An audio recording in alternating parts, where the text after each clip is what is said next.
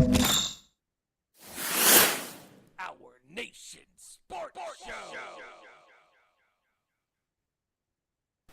Tonight, on the Nation Sports Show, we break down all of the action from Week 10 in the National Football League. Tonight, we analyze quite possibly the best game that took place during this year's NFL season thus far between the Baltimore Ravens and the Cincinnati Bengals.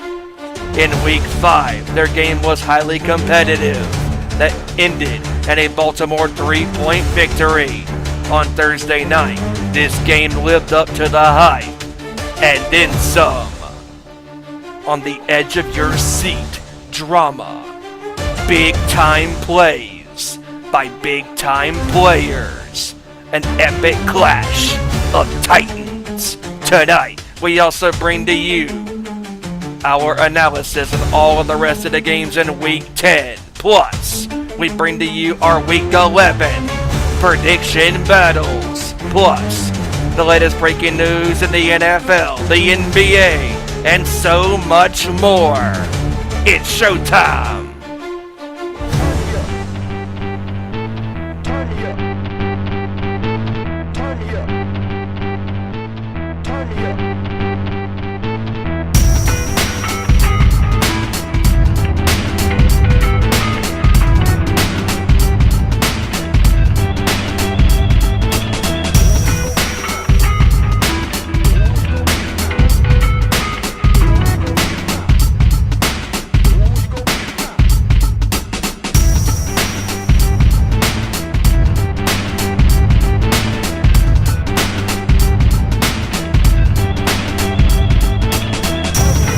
Good up to the court, talking all that is sport, breaking down the latest news, scores, and more.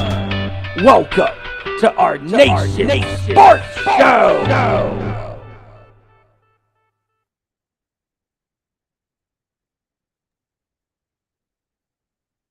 All right, here we go. Ladies and gentlemen, we are live. And you know what that means? It is our Nation Sports Show. We thank you guys for joining us. I am Ezra Vickery, and I am back in the host chair this week. It's been a crazy couple of weeks. We are here, we are live, and it is time to do what we do best, and that is talk about sports. We hope you all have had a great week so far, and we can't wait to get into all the crazy happenings that's been going on. Of course, we got the NFL season still rolling strong. We got all your latest NBA, NHL, NFL, MMA news, whatever we get into within our time parameters, we'll do that. So let's get right into it with, of course, the ways you can follow us at @Owen_Sports Show on Twitter, Facebook.com, Instagram.com/Our Nation Sports Show, and of course, live on the YouTube at Our Nation Sports Show as well. We're currently live right now on there. Like, subscribe, share with all your friends, family, and people you love, because we love you guys to join us in on the conversation as well. Don't forget to follow The Nation's Corner at The Nation's Corner on the YouTube and on Facebook and in Nation's Corner across all the other social media platforms. 7 p.m. Eastern, 4 p.m. Pacific time. The guys and gals talking all things in the world of professional wrestling, as they always do every Saturday. So check them out. And it's gonna be a crazy week. Of course, we're just a couple weeks away from the holidays, of course, and it's gonna be interesting to see what kind of shows they put on heading not only to the holidays but heading into Survivor Series as well. Also, this weekend being the Nick Gage Invitational, the NGI 9 for GCW, check that out. TNA, of course, rolling along with their tapings, all that stuff will be covered by the guys and gal this Saturday, 7 p.m. Eastern, 4 p.m. Pacific, on YouTube.com/The Nation's Corner. And of course, follow at 2 Sweet Cosplay across all socials. I believe we'll be having one more little mini con appearance coming up, so we'll post that and we'll get you guys updated on what's going on with that here shortly. All right, enough of this. Let's go ahead and get to the guys here. We got with us the three-headed monster today. And joining us, of course, first is our good buddy here, Mr. Joey Thornton, joining us right now. What's going on, Joey? Hey, what's going on, everybody? Hope everybody's having an amazing Tuesday. I hate that I couldn't be on the show last week because of a little family emergency, but I'm back. I'm ready to talk some sports. And tonight, as I promised in my little video last week, before we give our predictions for Week 11, I am going to give everybody out there an update as to how we are doing so far in our prediction battles. So that's going to be a fun time. But until we get to that point, let's get to it, baby. I'm ready. Absolutely, man. And of course, we can't do this without this guy right here, the patriarch of the show, my heavy metal brother from the great state of North Carolina. The only man I know who's got more talent in his pinky than Lars has in his entire body when drumming for Metallica. The only man I know who plays for real. The only man I know who plays live, unlike Motley Crue. Ladies and gentlemen, please welcome Big Stevie Wyand. What's up? Yeah, there's no backing tracks on this show, baby. We are real, we are raw, we are live, because that's what we do. That's what we do. Technical difficulties and all of that, sort of thing. And we are here to talk about all things sports. And man, oh man, oh man, it is so hard to believe. We are literally weeks away from Thanksgiving, over a month away from Christmas. Like 2024 has gone by so quickly, and it's amazing how time just passes so quickly. And looking forward to talking about Week 10 in the NFL. And there's some news going on in the NFL and the NBA, and lots of stuff to cover tonight. So let's do this, boys. Yeah, absolutely, man. We got a lot to get into, man. It's been a crazy week in the world of sports in general. Let's go ahead and let's start off, unfortunately, with some sad news coming out of the world of a sport we don't cover, and that is soccer. Ecuador and FCC Cincinnati player Marco Angulo has passed away from injuries sustained in a car crash that also killed his former youth teammate Roberto Cabezas. The Ecuadorian Football Association said on Friday. They crashed into a metal barrier on a highway in Ecuador. Yeah, he was placed in artificial coma after the injury when he suffered a lung contusion and serious head injuries, but died from the injuries on Monday night. So definitely condolences go out to both guys, family, friends, and all that sad news coming out of the world of soccer. Just wanted to bring that up real quick. Let's get into, obviously, baseball is, of course, over, but the big news coming out of the world of baseball is, of course, concerning the Tampa Bay Rays home stadium. Of course, the Tampa Bay Rays stadium got decimated during the last hurricane, and it's been officially confirmed that the Rays home building, Tropicana Field, will not be fixed in time for the 2025 season. So the Rays are going to have to find a new temporary home until the stadium can be re-renovated in time for the 2026 season.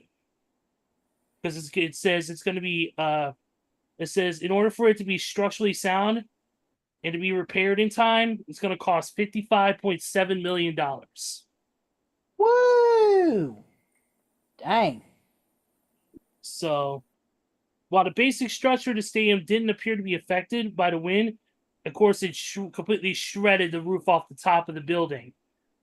So, That's crazy. That and what other damage, electrical damage, water damage, whatever it is, all that's going to have to be taken care of. So, yeah, it's going to be an over $55 million job. It's going to take probably the next year and a half to be done. So, as we know for now, Tampa Bay Rays are going to have to play somewhere temporarily until they can get that fixed. Let's see. Anything else in the world of baseball real quick? Here we go. Here's something. Vander Franco faces weapons charges after an altercation in the Dominican Republic. It's illegal use of possession of a firearm. So there's that. Of course, not surprisingly, Shohei Ohtani is going to be a finalist in the first. He's going to be a finalist for his first National League MVP award, and he's joined by Francisco Lindor and Ketel Marte. Oh wow! And then Aaron Judge is a finalist for his second AL MVP, who's joined by Kansas City Royals shortstop Bobby Witt Jr. and Juan Soto from the Yankees. Well, that's kind of fitting, even though Aaron Judge did something that the other two, as far as I'm concerned, didn't do, and that is drop an easy fly ball in a World Series game.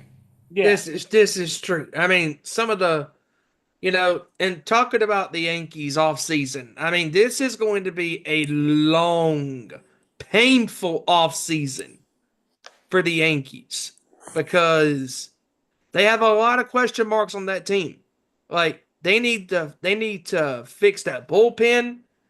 They need, if they want to keep Soto, they're going to have to offer him a contract. And obviously, Soto is meeting with the Red Sox.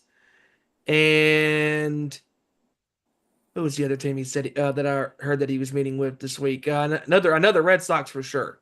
But if you are the Yankees, you're going to have to give him a sweet offer that he can't refuse to come back to this organization. Because if you're a Yankees fan, it is been a long time since they went back to the World Series. I found out the other team he's meeting with. Who's that? The Blue Jays. Blue Jays, that's it. Jays. Meeting with the Blue Jays and the Red Sox this week. And if you are the Yankees, and if you're a Yankees fan especially, this has been a long 15-year drought that this organization went through to get to a World Series. And to come up this small in the biggest series of Major League Baseball, it is absolutely embarrassing because Aaron Boone, and speaking of him, they're picking up his option as well. He managed one of the worst World Series performances out of any team I could ever think of. I mean, now we know Dave Roberts has had his moments where he's been bad too over the years as well. But Aaron Boone, I think, just eclipsed him because the decisions that man made in this World Series impacted why the Dodgers won this in 5. And not just that, but Aaron Judge, from a player's standpoint, was diminishing his team, and his defense was so bad. So you mean to tell me that throughout the entire 24 campaign, he was pretty good for the most part as far as making consistent plays. And then in the biggest series of your life as a professional athlete, you crumbled in a fetal position and you choked. This is true. Crumble in a fetal position and choke. I thought you were talking about Dom Mysterio whenever he's near Rhea Ripley. Oh! Oh! Ouch. Ouch. And it's bad when his then girlfriend, now wife, her alcohol blood level content was higher than his batting average in the World Series this year. That is very bad. Very bad. Yeah, it's so bad. It's so bad that you can be declared legally drunk when you're asleep. That is true. Yep. Yeah, like Jerry King Lawler used to say about Stone Cold Steve Austin, a balanced diet is a beer in each hand. But yeah, another Major League Baseball story I have here is Angels catcher Travis Bernard has agreed to a 2-year, $12 million deal to stick around with the Angels. Yeah, we're going to miss him wearing that ATO uniform. But he declined to pick up his $8 million option for a year, huh? Yeah, he did. And now he's going to LA, so yeah, we're going to miss him. But as we always say, or as we always want to say, next man up. Yep, absolutely. That's the truth. Let's see here. Let's go ahead and move on to the world of the basketball world. Let's go ahead and move on to the NBA. Some injury news coming out of this. Anthony Davis, he's injured again. Who would have thought? Who would have thought? Who would have thought? He was looks like he suffered an eye. He was poked in the eye accidentally by Jacob Hodel. on a block. Oh, coach, I've been poked in the eye. I need to be out for about 2 months while it heals.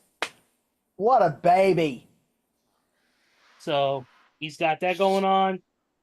Damian Lillard is in concussion protocol and will not play tonight versus the Raptors. So Yet another blow for this horrible Milwaukee Bucks team so far this year. But then again, when you have a head coach like Doc Rivers and an assistant coach like Darvin Ham, what do you expect? yeah, you are right on that. What do you expect? I mean, I bank my money on the Charlotte Hornets before I would the Milwaukee Bucks at this point. Yeah. Pelicans defensive guard Jose Alvarado is going to miss 6 weeks because of a hamstring injury. So yeah, he's suffered a hamstring injury in the 107-105 home loss to the Brooklyn Nets. Says his injury will be reevaluated in 3 weeks. Boy, and this Bucks team they cannot escape themselves. I mean, oh my God, they are so bad. They are so bad. I mean, the injuries, the inconsistency of the playing on the court. I mean, and what's even Horrible. worse about this team is the coaching. Oh, Yep. Doc Rivers as your head coach, Darvin Ham is your assistant. I mean, come on. what a perfect marriage of basketball hell. Right? I mean, you got these two clowns running this team. No wonder people don't want to show up to these games. Right? By the way, quick score update right now. There's actually one game going on right now. That is the Orlando Magic and the Charlotte Hornets. 9-11 left in the first quarter. 11-10 Orlando over Charlotte. Okay. All right. I just saw that up at the top. Let's see. Oh, here we go. This one was a big one I saw. Thunder center Chet Holmgren is out for at least 8 to 10 weeks with a hip fracture. Ooh. Yeah, that's going to be a major blow, but It's called an iliac wing fracture, by the way. Yep. hopefully they can do good without him. Yeah, hopefully so. Let's see here. Also tonight, Klay Thompson makes his return to face the Golden State Warriors. Right. Klay Thompson makes his return to Golden State, but this time as a Dallas Maverick. So that's going to be this popped up on NBA.com as well. Don't forget to buy your stand tree at balsamhill.com. Oh, that's an advertisement.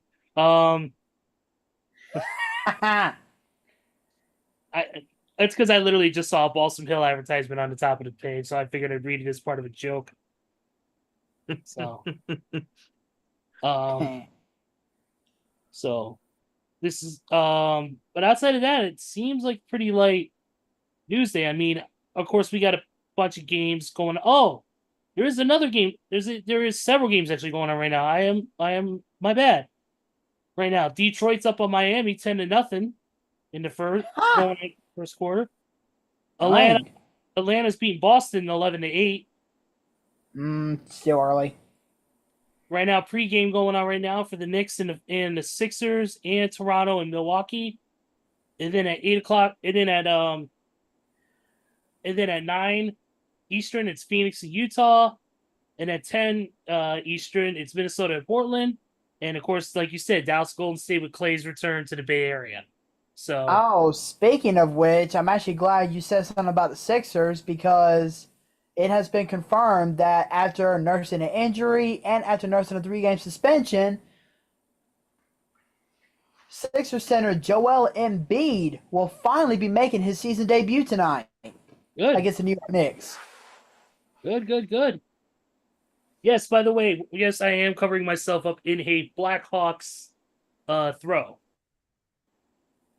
Funny, I thought that was the Philadelphia Flyers. Nope, it is Blackhawks, baby.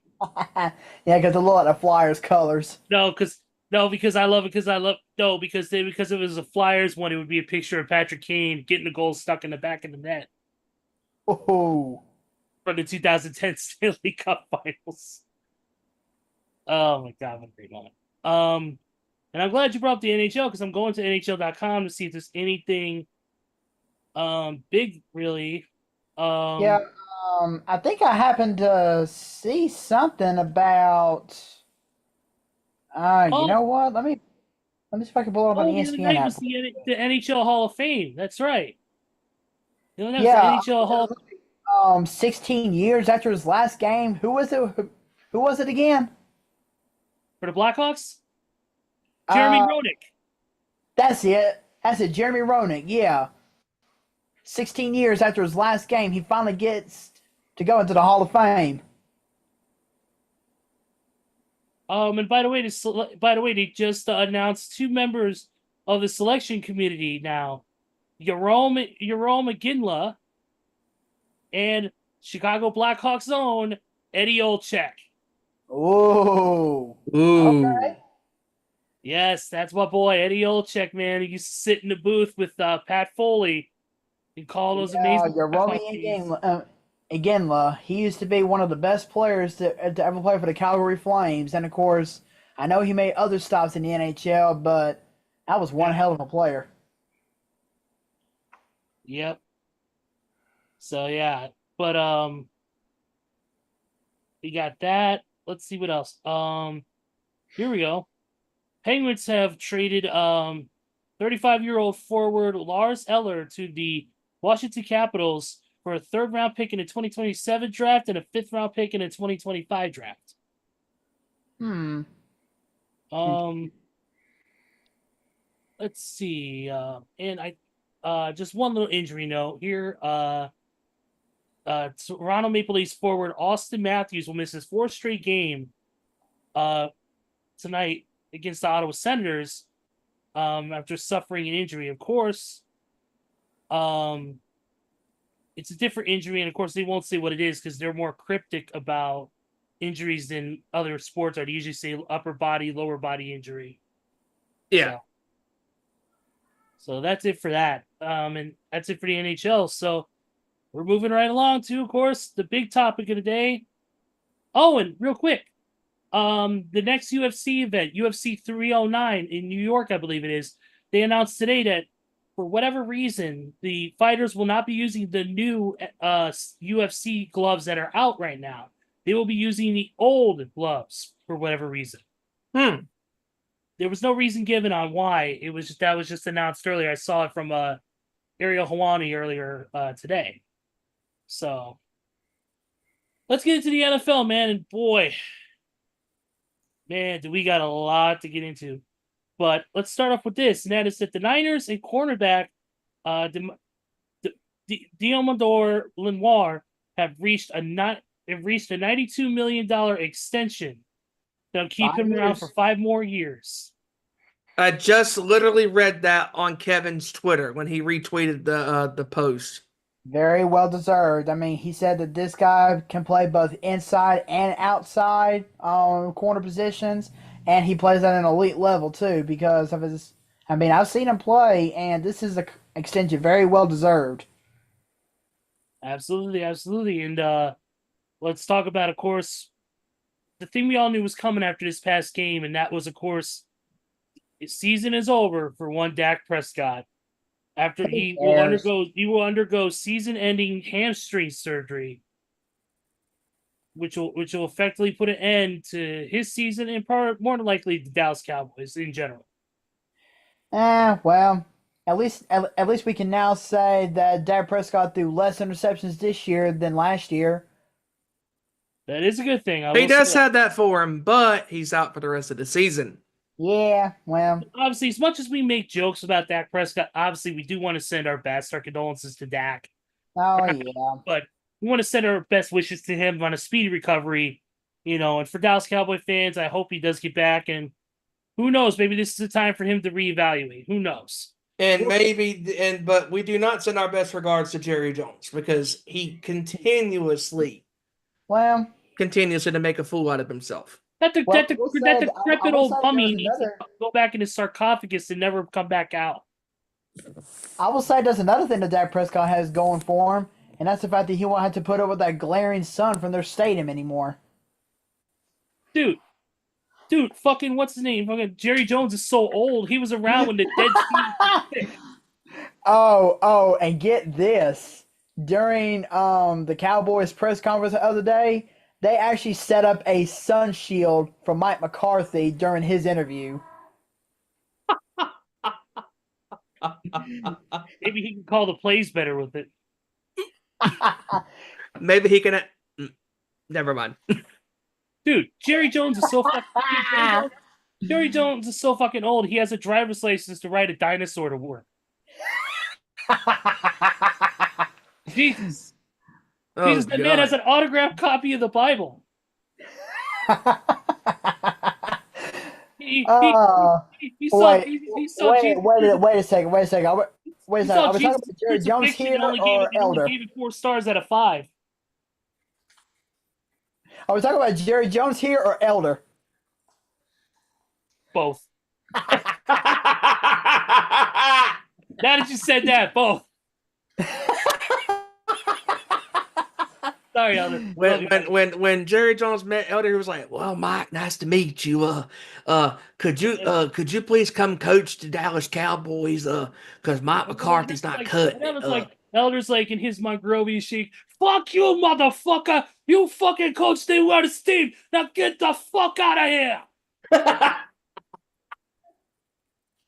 Oh, so good. All right, moving on from my horrible Iron Sheik impression. No, it's actually pretty good. But anyways, moving on here, we got a lot to get to, and that is let's go to the other bit of news that was announced today, and that was that the Chicago Bears have fired offensive coordinator Shane Waldron after the abysmal start to the season for the Bears.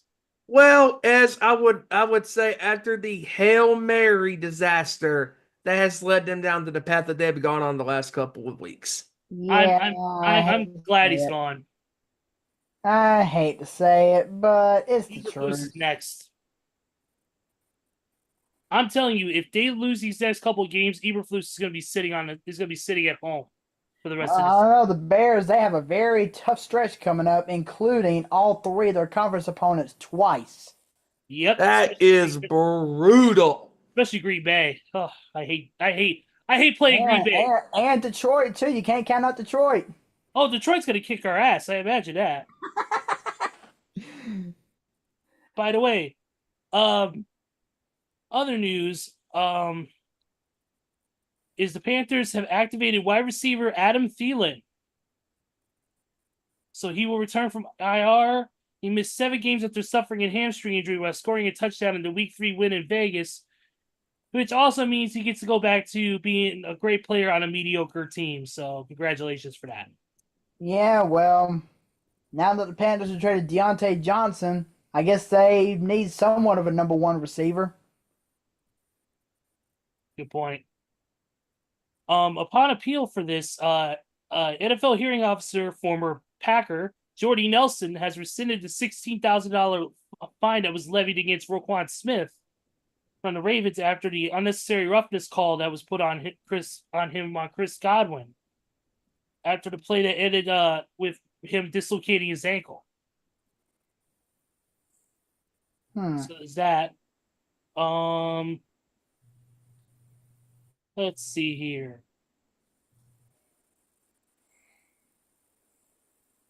Looking through all this stuff. Here we go. Former Rams head coach John Robinson passed away yesterday. I believe he was the age of 89 years old. 88, 89 years old.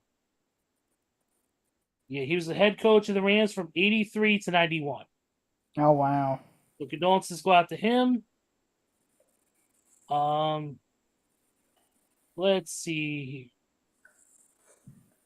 Tua had his first exclusive sit-down interview with Jeff Darlington to talk about his latest concussion scare and all that stuff. So he got into a deep conversation about that. You can catch that probably on the ESPN website, I'm imagining. I do want to bring this up about Tua because A one, a two, a three, a four. Tua needs to reevaluate himself because, like, the concussions that he has sustained in the last couple of years, especially that one against Cincinnati a couple of years ago, that was a complete scary situation. And if he doesn't watch himself and take care of himself, he could be suffering from CTE because God only knows how many of these concussions maybe could be undiagnosed.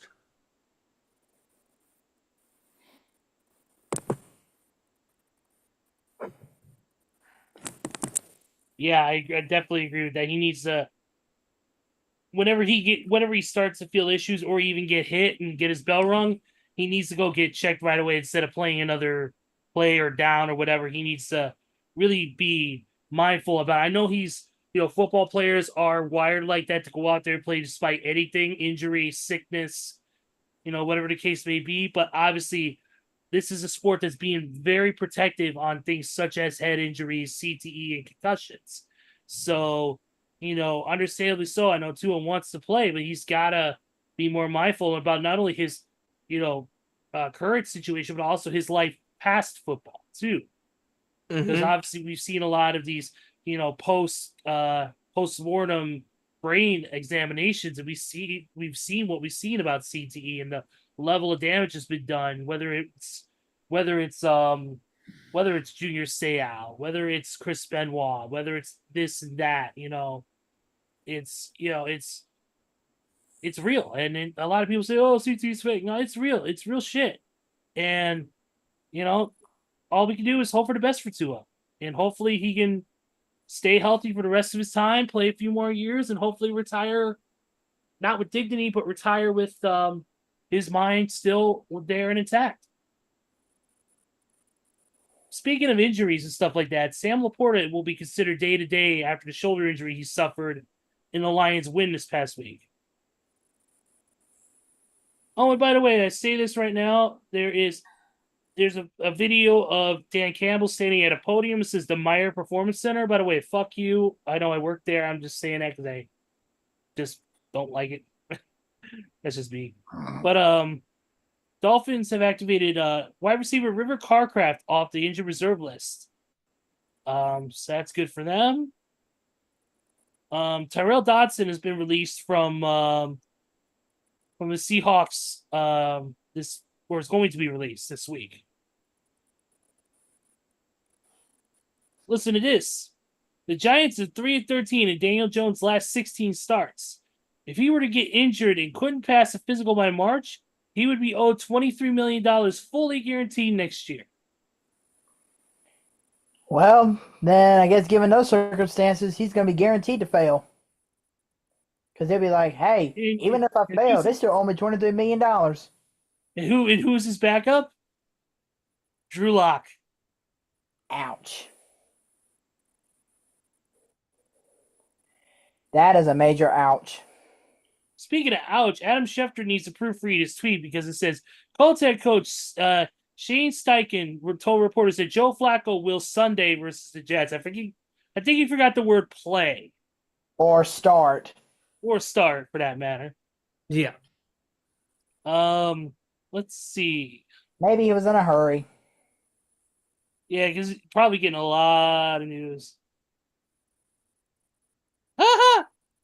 Please tell me this is a joke. Maybe he was in a hurry to get things done. Maybe. Hey, rushing through life is no fun. All I gotta do is live die, and I'm in a hurry, and I don't know why.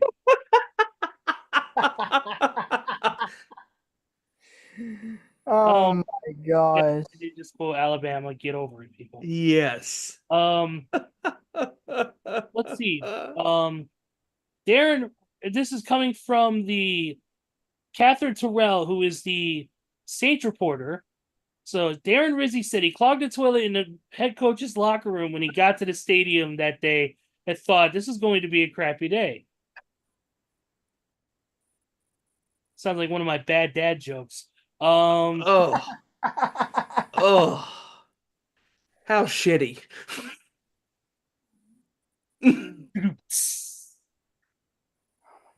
There you go. about this crazy shit? The Zadarius Smith situation.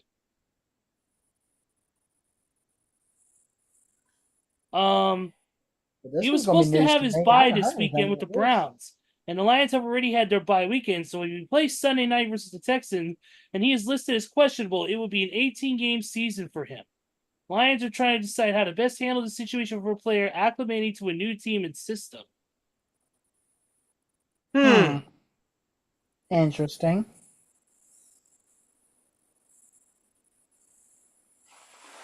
Interesting. Of course, this week, Trevor Lawrence didn't play, so they brought in Mac Jones. Oh God. And they're still Yeah, trying to. believe it or not, he almost gave him a dub. He did. Yep. And they're trying to figure out if Trevor is going to be ready to go this Sunday when they play the Lions.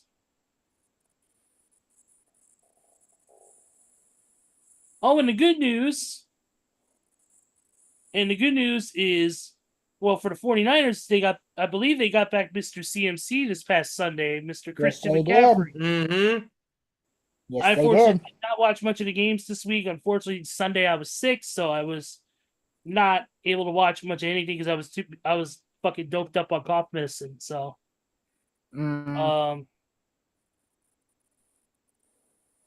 Cowboys, though, there was some good news though. The Cowboys got back though Micah Parsons after he got back from that high left ankle sprain. Yeah, but 34-6. Mm-mm. And speaking of, we mentioned the Niners earlier with that, with the one guy re-signing with $92 million 5-year extension. On the opposite end of the spectrum, in a way, Nick Bosa was fined $11,255 for wearing a "Make America Great Again," obviously a Donald Trump hat, at a post-game interview last month, which is against the NFL's policy against, when you do stuff like that, you have to wear team memorabilia. So, or team gear or whatever. So he was not wearing a Niners hat. He was wearing a "Make America Great Again" hat, which is against NFL policy. So there's that. Let's see what else. Oh, Gus Edwards for the Chargers was put on injured reserve. So that's another big one. Says Roger Goodell is working very hard to bring a regular season game to Berlin. Obviously, they've already been to other parts of Germany. They've been to England, I'm sure France, but now they're working on to get that. So Interesting.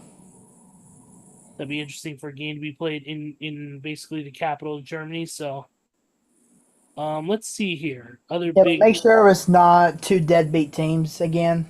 yeah. If you're gonna do a game in Berlin, it has to be two big teams that need to be there. Understandably so. I understand that home stadium. We want to do it in a home stadium because you want to definitely bring in the buy rates. But of course, foreign fans, especially when it comes to sports that they normally don't get, are usually will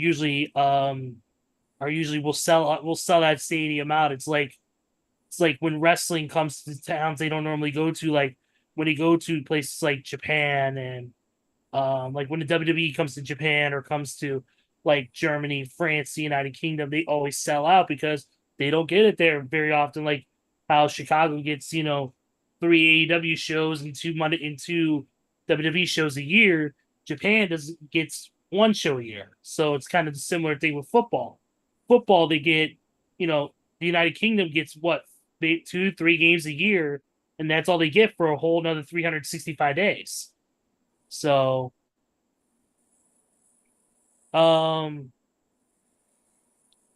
let's see here.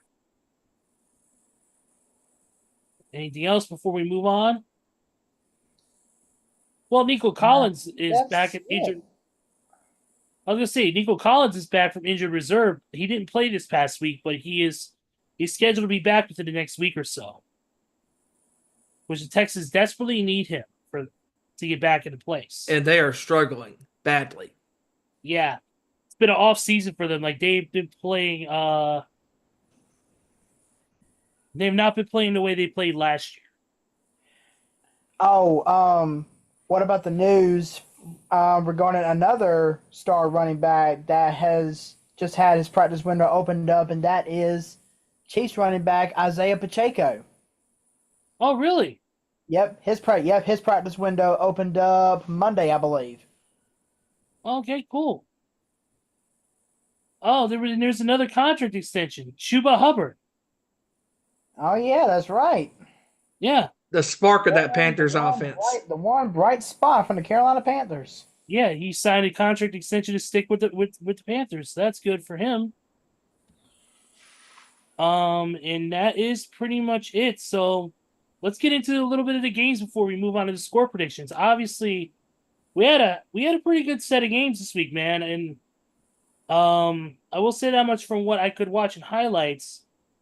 Tonight's a big night. Of course, we'll get into. Of course, tonight's a big night for you, obviously, Joey. With tonight, your Commanders taking on the Eagles, and very similar records: 7-3 for the Commanders and 7-2 for the Eagles. Jalen Hurts, of course, coming into this game, still dealing with his ankle issues that he's been battling. I'll give this to the Commanders. Your team's been lighting it up, man. Yeah, man, looking forward to seeing what we can do on Thursday. Absolutely, Thursday night game. Can't wait for that, man. And speaking of Thursday night, it is a Thursday night game. My bad, but and speaking of Thursday night, what a hell of a game we had last Thursday between the Ravens and the Bengals. Woo! You talk about a fireworks of shootouts. That was a hell of a game by both teams. I mean, Joe Burrow and Lamar Jackson both played phenomenal games. Chase, oh golly. Jamar Chase was incredible in this game. 3 touchdowns, including 2 TDs that went beyond 60 yards or more. Absolutely, man. And yeah, that's probably the best Thursday night game that they've had so far. Jackson making plays, Derrick Henry making plays. I mean, just usually those Thursday night games are usually kind of the burner games, kind of like, we'll put this team this team Thursday night and it's on the NFL Network or whatever.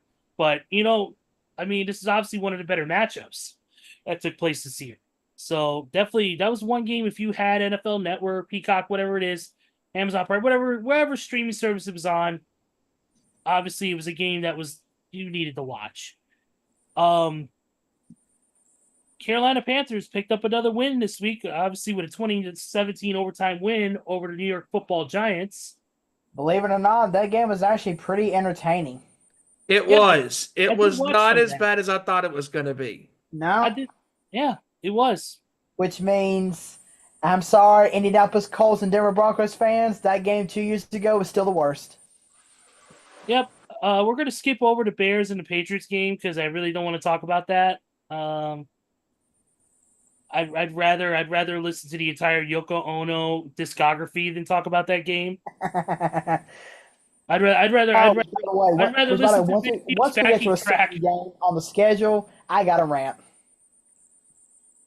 I'd rather listen to Vince Neil sing without his vocal track to fucking talk about that Bears game. I'd rather watch Ryback wrestle than fucking talk about that Bears game. Oh. Oh. Yeah. I'd rather listen to Mike Adamle call commentary. What a move by Jeff Hardy. Yeah, stupid idiot. You just made the list. The Buffalo Bills game. Buffalo coming in there fucking strong against the Colts, 30-20. And then obviously in the next game, the Vikings in a weird game, 12-7 over Jacksonville. In a game they almost technically lost. Yeah. Almost. But a very weird score. Did they get the elusive safety that Mike wanted? No, they actually got 4 field goals. No, I'm talking about Jacksonville. We're talking that was a touchdown. Yeah. That seemed Yeah, like almost that a was score actually that a you would get a touchdown. safety on. Like that's a field goal and 2 safeties. Chiefs barely squeaking by Denver 16-14 as well, man.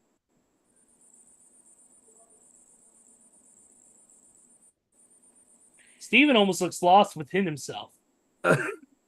That game had me sitting here looking lost when I heard the radio call and Willock's got that field goal blocked. Like it was weird. I was like, of course the Chiefs win a game, like that with such an odd score, 16-14. I mean, it was truly a weird game. I mean, just the way the flow of the game was, and Bo Nix almost pulled it off. He drove the Broncos down the field to get them into field goal range to win the game, and of course the Chiefs win. I mean, why wouldn't they? I mean, they find the weirdest of ways to win some of these games this year. I mean, they have won so many close games this year, and like what happened with the Vikings a couple of years ago, when you have that many close games go your way, sometimes eventually that's not going to happen when it matters the most, and we'll see down the line because I mean they're 9-0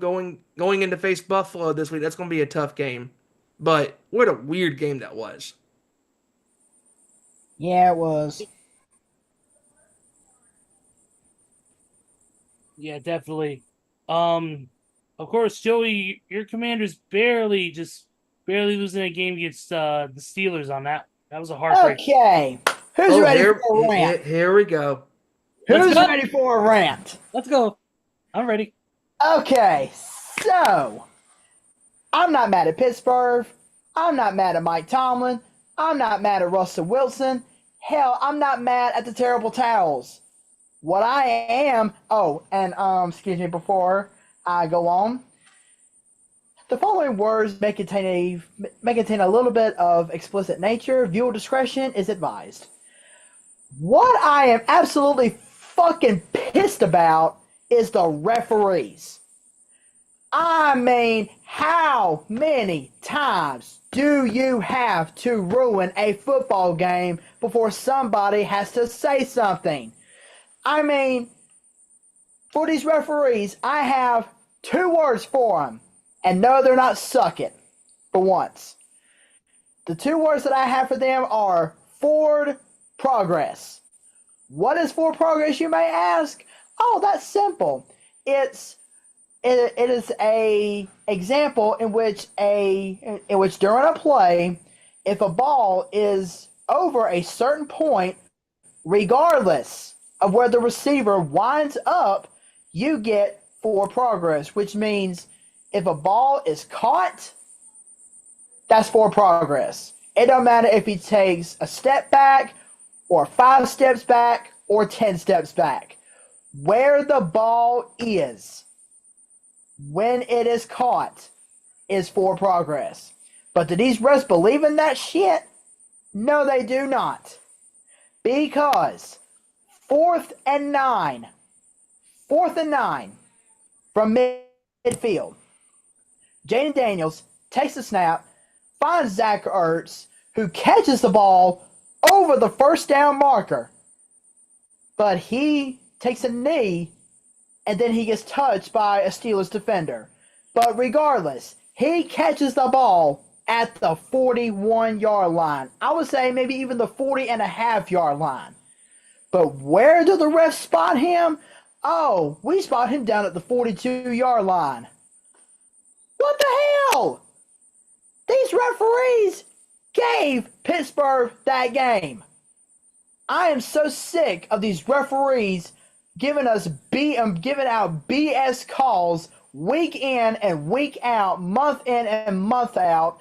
They have completely ruined this game of professional football because it gets fans pissed off, it gets ownership pissed off, it gets the team pissed off, it gets anybody involved in the organization pissed off. But I can assure you one thing. Dan Quinn, he has been talking to his players, and he is going to make sure they are fired up and ready to rock whenever we step on that field in Philadelphia on Thursday night. He's going to have our players ready to go. He's going to have them pissed off. He's going to make sure that Philly does not mess with the burgundy and gold. So, yeah, Pittsburgh can have this game. But as far as those referees, they can go straight to hell. I don't care. Yeah, you called me Sunday, and you were pissed. And I knew when Zach Ertz was called down short of the line to gain with the football spotted at the 42 with his body at the 41-yard line, I'm thinking to myself, yep, incoming phone call. And then, ta-da, there it was. I mean, this game overall was a really good competitive game. Yet another good game this season. But it's another game that is marred and ruined by ref football. Which, by the way, did you ever get a call from Bo? I did. He was like, it is what it is. I'm like, yeah, I know, but I'm like, it's for progress. If your body is stopped at that particular, line, as long as your forward progress goes over that line, the game, you should get that first down. That's just my opinion. Exactly. Yeah. And unlike the Jets, Mike Williams actually made plays with the Steelers, especially on that 32-yard touchdown reception by Russell Wilson. Which was his only catch of the game. Or Yep. actually, you know what? That was his first catch ever since he joined up with the Steelers. Yep.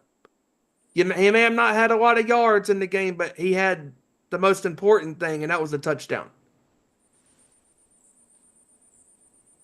And speaking of the Jets, oh dear God. The Cardinals beat the living shit out of this team. I mean, 31-6, ladies and gentlemen.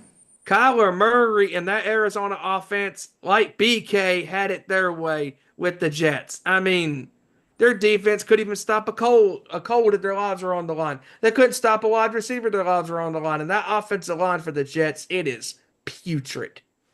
The Jets, SUCK, suck. Oh yes, and if you haven't heard that epic Jets mockery intro that I did a few weeks ago, go check it out. It's great. And speaking of god awful, we talked about him about 30 minutes ago or 20 minutes ago. The Dallas Cowboys. Oh, they are screwed. Yet another home loss for the Cowboys. Another home loss. Oh, but no, wait a second. You can't place the blame on the team, or you can't place the blame on how they played. You got to place the blame on that glaring son of theirs that they had to deal with. Oh, Deshaun was the problem. Deshaun was the problem. We couldn't see what we were doing. Welcome to my world, as I would say. When honestly, here is the problem. Philly. You got better vision than fucking Mike McCarthy does. This is true. But see, here's the thing though. Philly also had to deal with the sun, but were they complaining? No. Nope.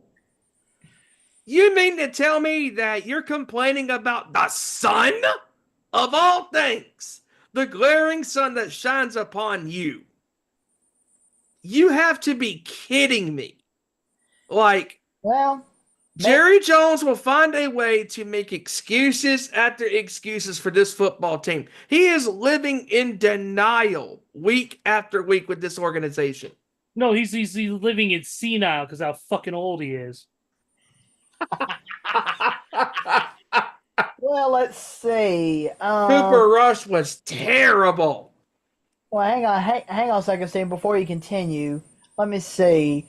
Placing the blame on other players and not himself, huh? Oh, wait. I think I know who you're going to say. Where Aaron have I heard Rodgers. this crap before? Vince Oh McMahon? yeah, Mr. A. Ron Rodgers. Correct. Circle gets the Hey, square. Johnny, nice tell him mid what he reference. won. Circle Nice gets mid reference there. Johnny, tell him what he won. Dinty Moore beef stew. There you go. And what about the epic Sunday night game between the Texans and the Lions? That was an interesting game. That was. The Texans were up 23-7. 23-7. And in the second half, after Jared Goff throws 5 interceptions, comes storming back to win this game 26-23. I mean, this was a very interesting game because for the first time since 1970, a team has won a game when the starting quarterback throws 5 interceptions in one game. If this would have been the old Lions of old, they would have lost this game. But they made the necessary plays to climb back into the game. And CJ Stroud, for the last couple of weeks, has not been playing good football. He threw 3 interceptions on Sunday as well, including that last interception, which could have been a touchdown to Tank Dell, but he missed time to throw. And that caused the defensive back for the Lions to get back into the picture and was able to step in and pick it off. I mean, the Texans are starting to look like the Titans of a couple years ago and the Jaguars a couple of years ago, last year, because they started out good, then they lost to the Jets, they lost to the Packers, and now they've lost to the Lions. And honestly, the Texans are very fortunate that they are playing in the AFC South because it is a weak division. But if you're the Lions, you got to be feeling pretty good about yourselves. Because if you can still win a game when your starting quarterback, who, oh, by the way, at the time only threw 4 interceptions heading into the game, comes in there, doesn't play his best game, his best clean game, but your team still picks you up and finds a way to win. That's when you know you have a great team. And my God, Bates for the Lions. Talk about the skin of your teeth with those field goals that he made. Oh yes. How fitting he barely made the first one on the right upright going in, and then the second one it barely went into the left upright. I mean, well, at least he was able to do something that Greg Zuerlein can't do. Yeah, make field goals. Because knowing Zuerlein, he would have doinked both of them. Yep. I got it. Doink. I got it again. I got it this time. Doink again. Are you guys still talking about the Detroit Houston game, or you guys moved on? Yeah. Still talking about the Detroit Houston game. Okay, sorry. I had a phone call blaring in my ear for a second. Yeah, definitely. It was an interesting game. Matt Ryan probably watched the game sitting at home having PTSD of fucking that's his game that he had a similar experience with. Oh. fucking Matt Ryan sitting in the corner going, "Honey, not again, not again." And then, of course, you had the Miami Rams game for Monday, 23-15. God, that was a pitiful game. That was a terrible game. I mean, fumble after fumble, interception after interception. It was an odd game. I mean, the score reflected it, 23-15. It was a very, very odd game. Couldn't get more yes, odd. It was. Couldn't get more odd to you, Steven, but that's a whole different story for a whole nother day. But you know what? We went through the games. We got through the news. It's that time, ladies and gentlemen. It is time for our score predictions. And Joey, you said you have an update for us now that we're officially at the halfway point. Hit us up. What do we got? All right, well, first off, I'm going to read the results from our individual picks this past week. Of course,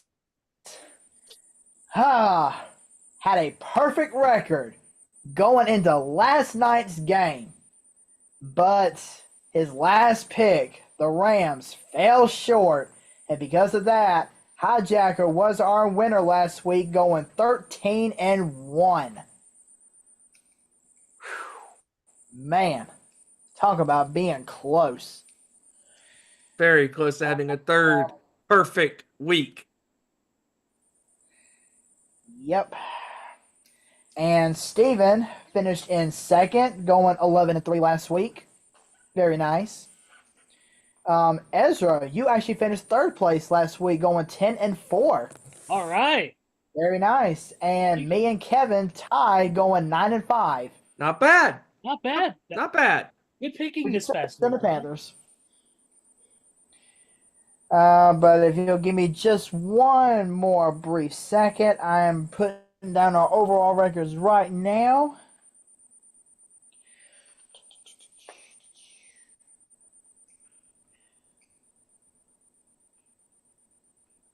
Still can't believe he picked the Panthers and they won the game. I mean, that one to me was the biggest shocker. And they pulled it off. Man, I'm looking at these overall records right now, and we have got a severe battle on our hands going into the second half of this regular season. In first place, by virtue of his 13-1 record last week, Hijacker Mike. He is sitting at 101-51 right now. In second place is yours truly. I was up by 3 games over Hijacker going into this past week. But then me going 9-5 and him going 13-1, he has now surpassed me by 1 game. I'm sitting at 152. Steven, you are 1 game behind me at 99-53. Sitting in fourth place is Kevin with a record of 94-58. And Ezra, you round up the pack with a record of 88-64. And Kevin made a nice recovery because Kevin made a pretty nice recovery because there for a while he wasn't doing too hot, and then he got a couple of these gamble because he likes to gamble too. Because when you gamble with these games and you're picking these games, you got to know when to gamble sometimes. And there's been a couple of times he's gotten them right, and that's gotten him the rebound as well. So yeah, that is your update. Hijacker Mike in first, I'm in second, Steven's in third, Kevin's in fourth, and Ezra is in fifth. So at the end of it's been very fun. At the end of week 18, ladies and gentlemen, we will once again crown our third annual prediction battle champ. Yep. It's been a lot of fun. A lot of fun, like always, doing this. Yep, and this week's pick segment is brought to you by the Lars Ulrich drumming technique. All you need to practice is an oxygen tank, a metronome, and the ability to drum hopefully on time. And also, if you can count to 4, if you can meet those requirements, then you will perfect the Lars Ulrich technique. Absolutely. Maybe it will take you less than 72 seasons to accomplish these goals. Oof. By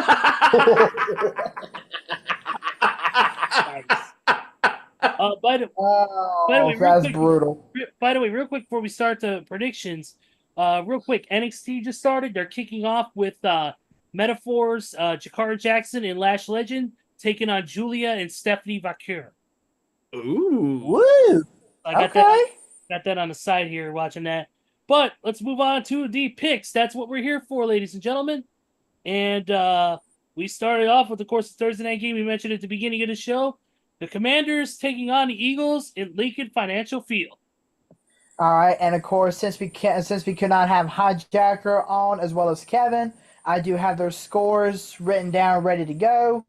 So I'm going to go and start off with Hijacker. By the way, you mentioned about the names on the scores earlier. I did not look at any of them, so this is going to be very interesting. All right, so Hijacker is picking the Eagles to win over the Commanders, 21-16.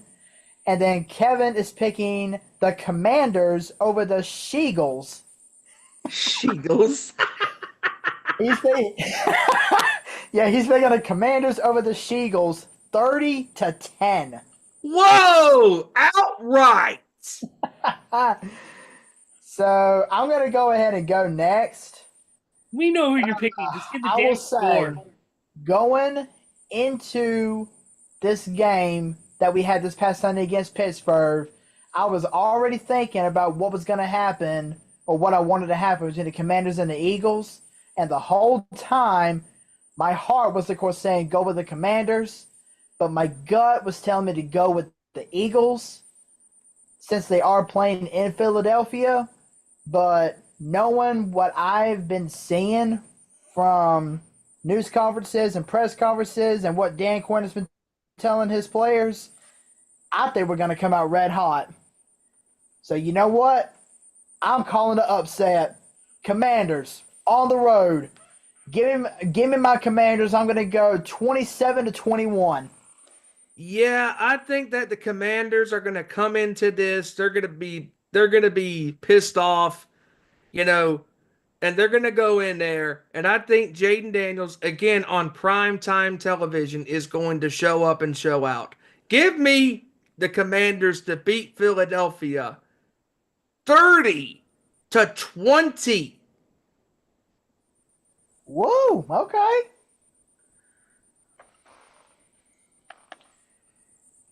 Give me, this one. Give me the Commanders in this one, 27-23.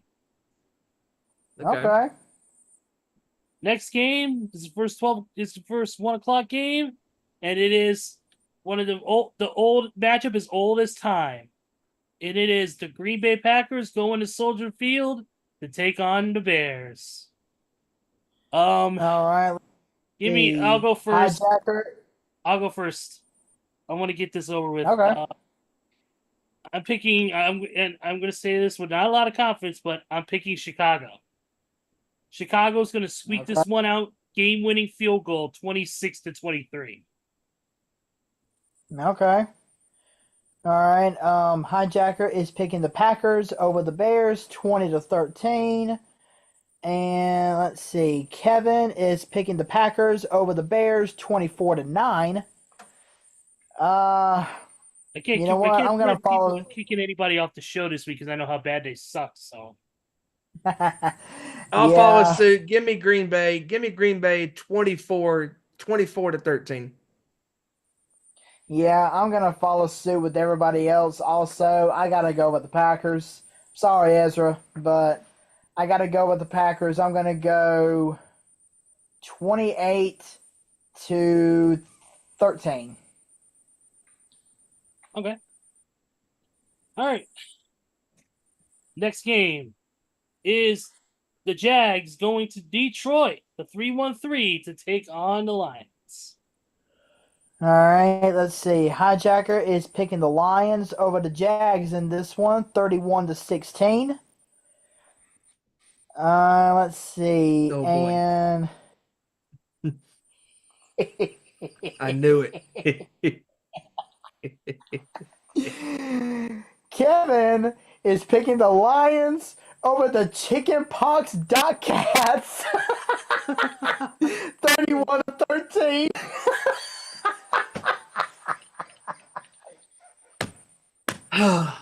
Oh, bravo. Sir. Oh my God, the Chickenpox Cats. Okay, give me Detroit over Jacksonville, 33-10. Yeah, give me Detroit to roll over the so-called football team that's professional. Give me Detroit. Screw it. 41-7.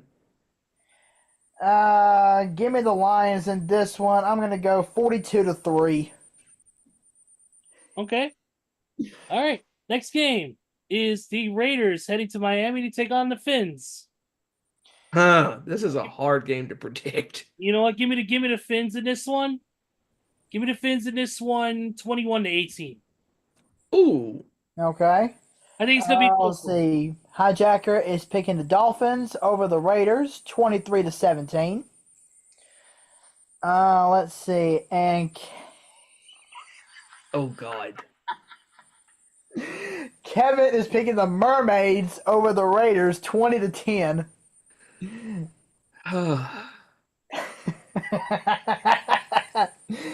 um, I'm going to go with the Dolphins as well. I mean, the Raiders, they just need help on both sides of the ball. And for Max Crosby, the best thing for him to do is just pack up his bags like Antonio Brown and just move on to the next team. or just keep doing the podcast with Jim Gray and them and let's go. That too. Rams But yeah, give me the Stadium, Dolphins in that's this not- one. I'm going to go a little close. I'm going to say 17-13. Yeah, give me Miami. Give me Miami 20 to 20 to 14. Okay. All right, next is the Rams headed to Foxborough to take on the Pats. All right, let's see. Hijacker. He is actually picking the Patriots to win this one 17-16 over Okay. the Rams. Give me. And Oh, go ahead. let's see, and Oh boy. Kevin is picking the Patriots over the Lamb Chops 19-15. Ram chops. The Lamb Chops. Give me the Rams to beat the Patriots. I don't even know what to say. Give me the Rams to beat the Patriots 23 to 16. 24-21 Rams over the Patriots. Yeah. I know the Patriots look dominant this past Sunday against a team that I'm not going to name right now. But, I mean, this is a much better offensive team on paper. I do think the Patriots are going to keep it close, though. I kind of can't believe I'm saying that. But you know what? I'm calling it right now. The Rams on a game-winning touchdown. Game-winning touchdown, 20-17. Okay. Let's see here. Next game is Jerry the King Lawler's favorite team, the Cleveland Browns, taking on the New Orleans Saints in the Bayou. So there you go. Oh yes, boy. Yes, by the way, even though Jerry Lawler is from Memphis, Tennessee, he has always been a Cleveland Browns fan. Oh, that's interesting. Yeah, he lived in Cleveland for a good while, and he became a Cleveland Browns fan when he became out there. So, Okay. Well, let's see. This is Hijacker. it's actually a tough one. Let's see. Hijacker is picking the Saints over the Browns, 23-21. I have a very similar score, actually, very similar. Mine's actually a little closer, though. It's going to be game-winning field goal, 24-23. I was thinking the exact same score, 24-23, game-winning field goal. Yep. We were thinking the exact same score. Great minds think alike. Too bad, Steven, you're not included in that. Let's see. Kevin is picking the Aints over the Poop Browns, 21-16. Oh my god. Oh, he's got them at their average. That's great. Give me the Saints to beat the Browns 24 to 16. Okay. All right, next one is the... Yo, are you guys both picking the Saints?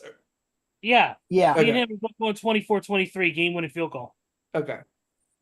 Next game, Baltimore Ravens facing the Pittsburgh Steelers. This is going to be a shootout from the word go. But I'm going to go in and kick things off with Hijacker's score.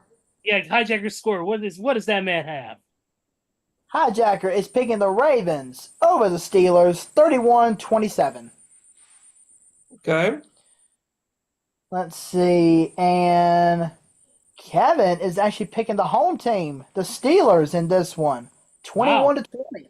You know what? I'm going to follow suit and pick Pittsburgh because I do not trust that Ravens defense at all. At all. Give me Pittsburgh to beat Baltimore 31-23. You know what? Give me the Ravens in this one. Give me the Ravens in this one. I'm gonna call this one. It's 34-28. Ooh, okay. Well, that means I got to break the tie here. So I'm going to go against the grain regarding Kevin and Steven. I am picking Baltimore. Okay. I am picking Baltimore to win this one on the road. But check out this final score. Game-winning field goal from Justin Tucker, 33-32. Ooh. Okay. Okay. I like it. I like it. Next up, I like it. it is the Minnesota Vikings heading to the Music City to take on the Tennessee Titans. Oh boy. Now this Vikings team is very hard to figure out. Give me, Yeah, but let's see. Tennessee- Hijacker is picking the Vikings over the Titans, 24-10. And that's exactly the same as Kevin's score, only he calls them the Vikings over the Forget the Titans, 24-10. They remember the Titans, he said forget the Titans. Look, as much as I love Tennessee, and I consider Nashville my second home, and if I had to pick a second team, it would be the Titans because of my connection to the city. Minnesota right now. I mean, yes, they are a hard team to figure, but I think they're going to get it done in this one. I'm going to go with the score of 23-14. I'm going to go. Give me Minnesota as well. Give me the Vikings 27-10. Okay. Give me the Vikings 19-14. Okay. Okay. Next game is the Colts going to take on the Jets. Which, by the way, before we give any predictions, thank you, NFL scheduling department, for moving this game out of Sunday Night Football. Thank you, thank you, thank you. Thank you. But let's see. Colts and the Jets. Let's see. Hijacker is picking the Colts over the Jets, 22-16. And No boy.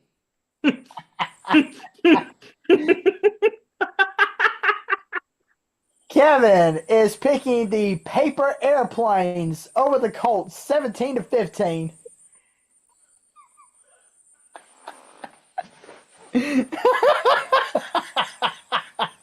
I'm gonna pick the Darkness Retreaters over the Colts.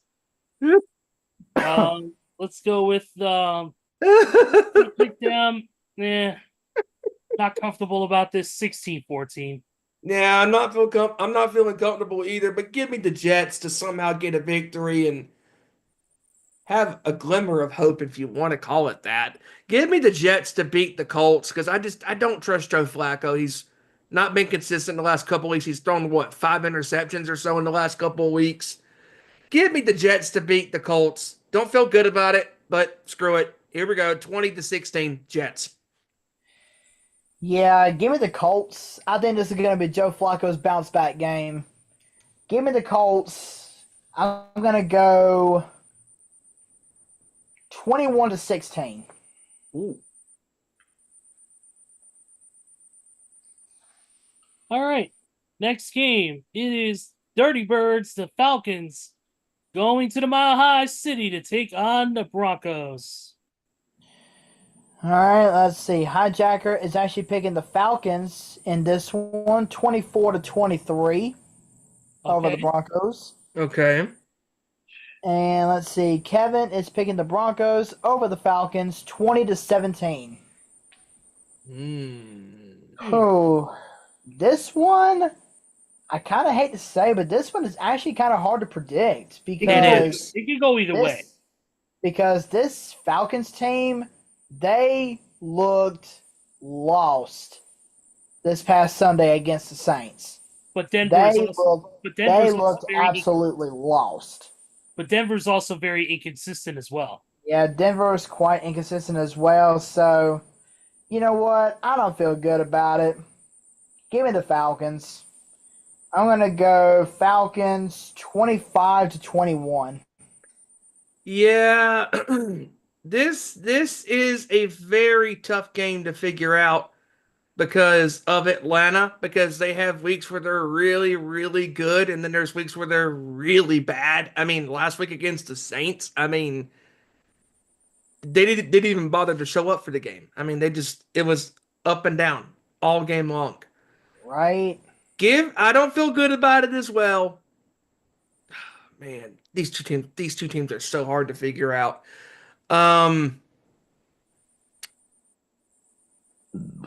Give me Atlanta 27-22. Okay.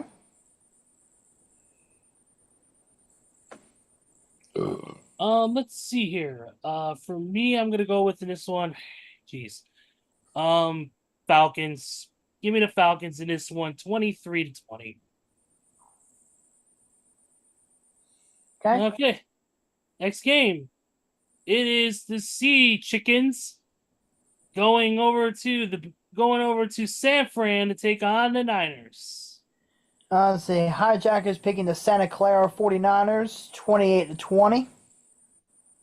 And Kevin is siding with his Niners. He's got the 49ers 31 and Chicken by the Sea 16.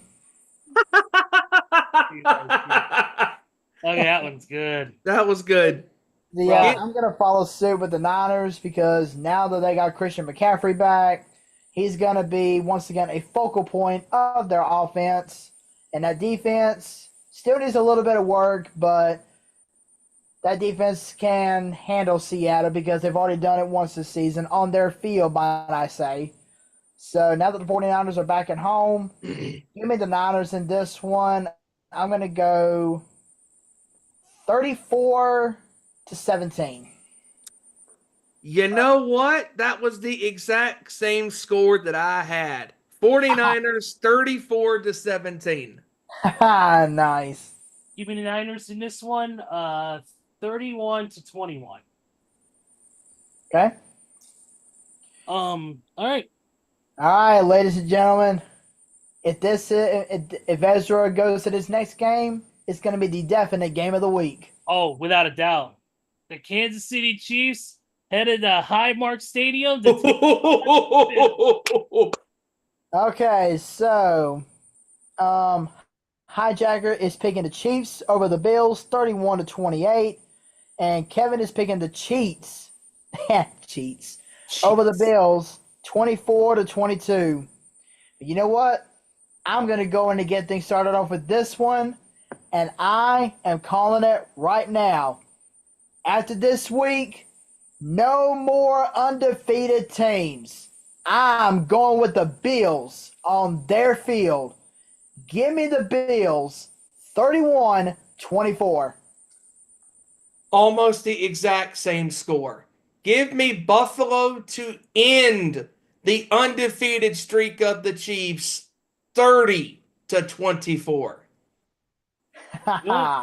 Give me the Bills 33-30. Oh, baby! What a score. Nice. All right. Sunday Night Football. It is the Cincinnati Bengals taking on the Chargers. Let's see. Hijacker is picking the Chargers over the Bengals in this one, 16-14. And Kevin is picking the Bengals over the Chargers, 28-23. You know what? I'm actually going to side with Kevin. I think the Bengals, they have looked better ever since they had their little the little rough patch to kick off the season. I think the Bengals are going to go on the road and pull this one out. As a matter of fact, game-winning touchdown, Joe Burrow to Jamar Chase. Bengals over the Chargers, 24-20.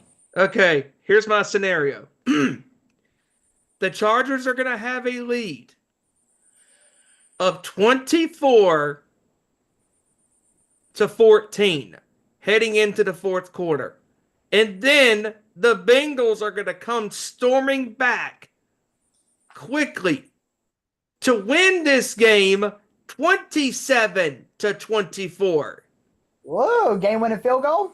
Yes, because as we all know, the Chargers will find a way at some point or another to charge it up. You know what? This is a tough one, but I'm gonna go with you know what? I'm gonna go with the Chargers in a close game. Woo, okay, going against the grain. Chargers in a close game, 27-24. Okay. And then Monday Night Football, which should be an easy win. Hopefully, if they can get things together, and if Nico Collins is ready to go, the Houston Texans going to sunny as hell AT&T Stadium to take on the Cowboys. Only this time they will have to compete with the sun because it'll already go down at this point. But Hijacker, I don't know what Hijacker's thinking here, but he's picking the Cowboys over the Texans, 29-23. What in God's name is he? There has to be a safety in there. And I'm going to say Kevin's pick for last because his team name is perfect for this one. Okay. I'm going straight with the Texans, no doubt. Texans, if Nico Collins is back, it's going to be a high-scoring game. If not, it's going to be low-scoring. Because Nico Collins, I believe, is a secret weapon to Mr. CJ Stroud. So for a definite score, give me the Texans 28-17 over the Cowboys. There's one thing about this game when I look at this game as this season has gone on. The Cowboys all year long have struggled to stop teams who can pound the rock. They have failed to stop offenses that can move you're rolling, the ball. shut your mouth, jabroni. Oh, wait, wrong rock. And by the way, Dallas is also winless at home this year.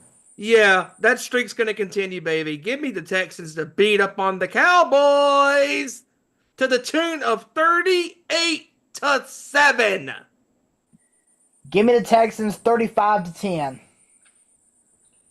Oh, and now, are you guys ready for Kevin's team name? Because this is absolutely Bring it on. perfect. Let's go, Joey. Let's go. He's got the Texans over the Jerry Jones Misfit Toys, 33-8. Yep, perfect. Bravo. Bravo. Bravo. Bravo. Jerry Jones Misfit Toys. How about them misfits? Well, that'll do it for week 11, gentlemen. You talk about going against the grain this week. Good God Almighty, we just topped that this week. Yep. Woo! This is going to be a fun week. But yeah, we are officially in the second half of the NFL season, which means we are in the second half of our prediction battles. So if these last few weeks are going to be anything like the first 10 weeks, all I got to say is bring it on, baby. Yep. Absolutely, man. And there's Oh, wait a minute. How can we forget about this? We forgot a game. We did? hold on. Time out here. We forgot a game, ladies and gentlemen. We forgot about the beating that the bye week is going to put on the Panthers. Oh,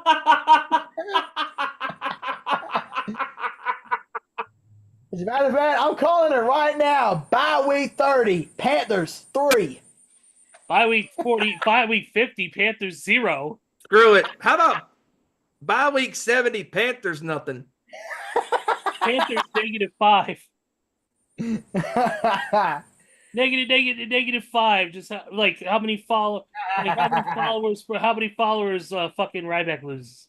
I don't know why I'm picking on him. I don't know why. Just because I'm an asshole, I guess. But whatever. Moving on.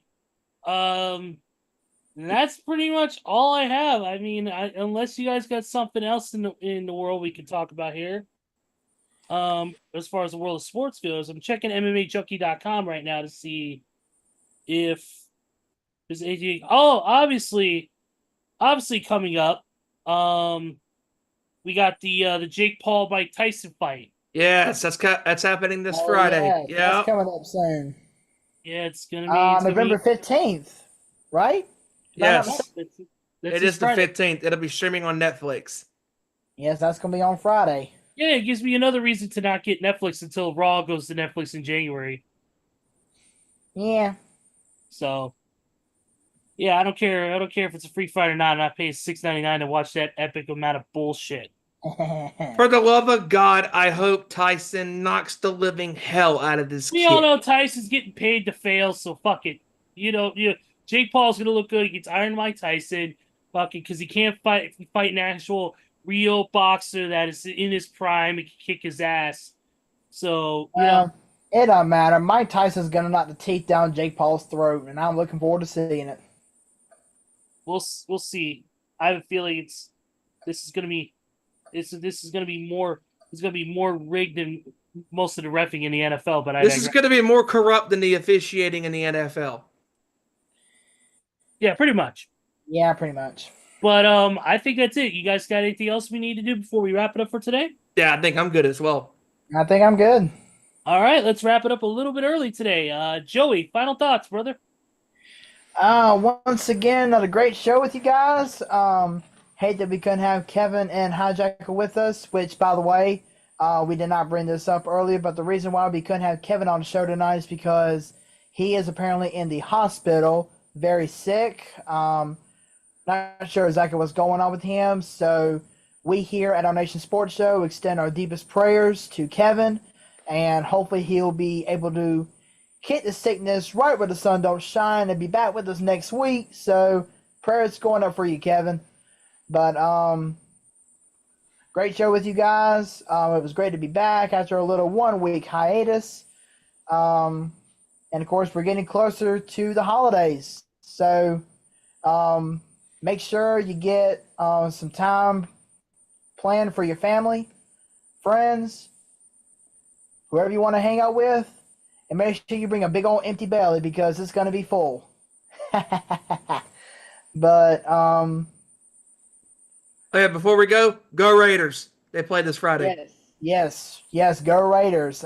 We found out earlier in the week that we're going to be playing the Top Sale Pirates in the first round of the North Carolina High School State Football Playoffs, which is a team based out of Raleigh, if I'm not mistaken.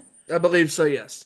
Yeah, and the kickoff is going to be Friday night at 7:30. So if you can't make the game, G104's Facebook page will be broadcasting the game live.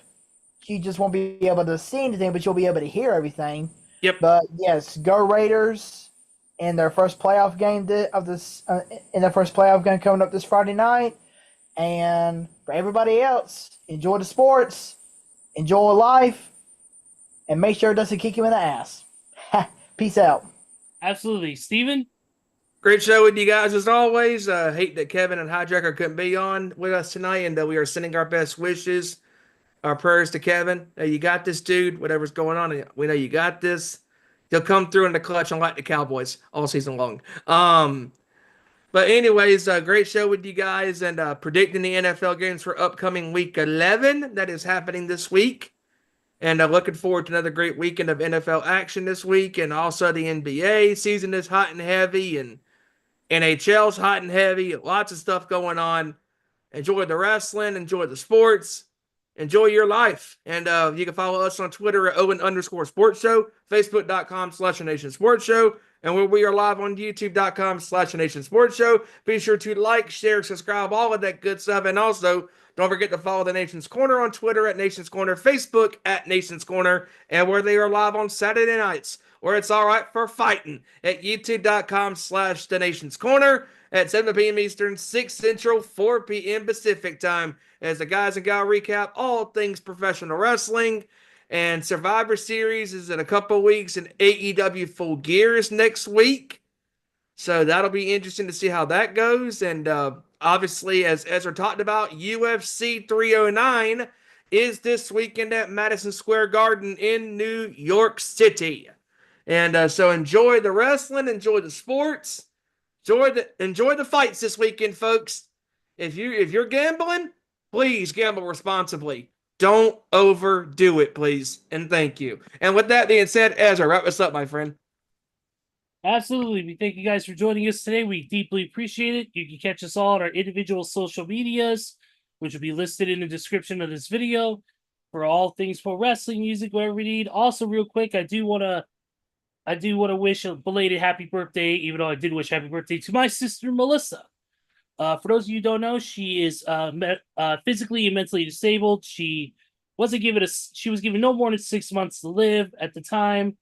Born in Union City, Tennessee. Now she is 35 years old. Graduated from her special education school and is, of course, at home with us and all that. And she had a great birthday. We thank everybody who wished her a happy birthday. Real quick, speaking of, how cool is hell? Travis Tritt wished her a happy birthday. He does every year. He always wishes her a happy birthday every single year. So she's never gotten to meet him, but we've gotten to meet his daughter, Tyler Reese. We got to meet his wife, who's her manager, and his manager. So but yeah, that's one of her all-time favorite artists, Travis. So that was an awesome thing I was able to get done for her. Was that. So thanks again to Travis for being so cool with that. So she had a great birthday, got a couple new CDs, DVD, and she was over the moon as she always is with that. So definitely happy birthday to her. Also want to say belated birthday to probably I know a lot of people will probably disagree with me, but the most impressive and biggest fighting force in the entire world, and that is the United States Marine Corps. November 10th, 1775, the Marine Corps was first founded. And being from the junior ROTC program in high school, learning about the Marine Corps' history gave me newfound respect for the military as well as the Marines themselves. So happy birthday to them and Semper Fi. Also to the men and women, yesterday it was Veterans Day. Without you, there is no us. Without you, we do not have the things that we have in our lives. So once again, God bless our troops and God bless the USA. Absolutely. Happy Veterans Day to all. Thank you for your sacrifice. And also, music, and also I want to throw out real quick music-wise for all of our music fans. News coming out this week, possibly of an AC/DC US tour, possibly taking place next year after the successful European tour they just did. Linkin Park is set to announce dates in arenas coming up this week as well for next year. And My Chemical Romance has announced a tour celebrating the Black Parade. Called Long Live the Black Parade, with a multitude of different openers, including the Pixies, Alice Cooper, Devo, 100 Gex, and many, many more. Check it out at mychemicalromance.com/tour for tour updates and livenation.com to get tickets. Tickets go on sale this Friday, but pre-sale I'm sure will be handed out to people who are part of My Chemical Romance's tour or part of their newsletter. So definitely check your emails if you're part of the MCR tour list. But enough about that. Let's get out of here. Let's go enjoy some NXT and whatever else in basketball, of course, and whatever else we get into tonight. So for Kevin Rory, for Hijacker Mike, for our boy Randy Geyer and his father William, for Stevie Wyand, and for Big Joey Thornton, I am Ezra Vickery, and we will see you right here next week with another great edition of our Nation Sports Show. Take care, everybody. Have a great week, and we will see you next Tuesday. Same time, same YouTube channel. Peace out. Turn me up. Turn me up.